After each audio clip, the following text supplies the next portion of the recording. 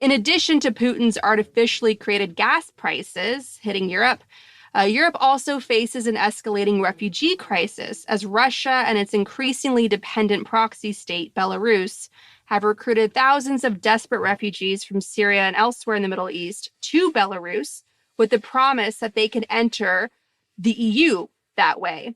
Once again, Putin is weaponizing refugees. He did this by deliberately bombing civilians while propping up his puppet, the mass murdering dictator Assad in Syria, and worsened a refugee crisis already straining Europe, and financially propped up far-right anti-immigration parties across Europe to vilify and dehumanize the refugees and any European leaders who dared to offer them asylum, unleashing a torrent of lies and vicious scapegoating through a blitzkrieg of Kremlin propaganda.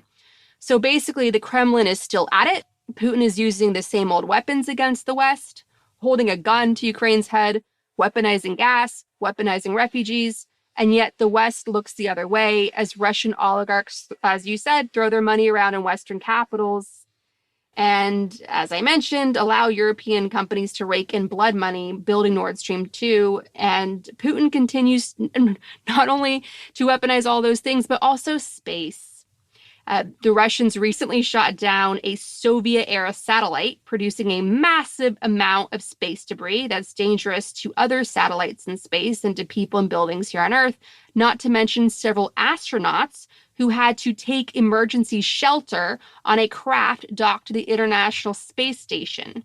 Putin continues to wave his gun around in the air like a deranged terrorist in a hostage situation, acting destructive and belligerent to bully and threaten the West into backing down.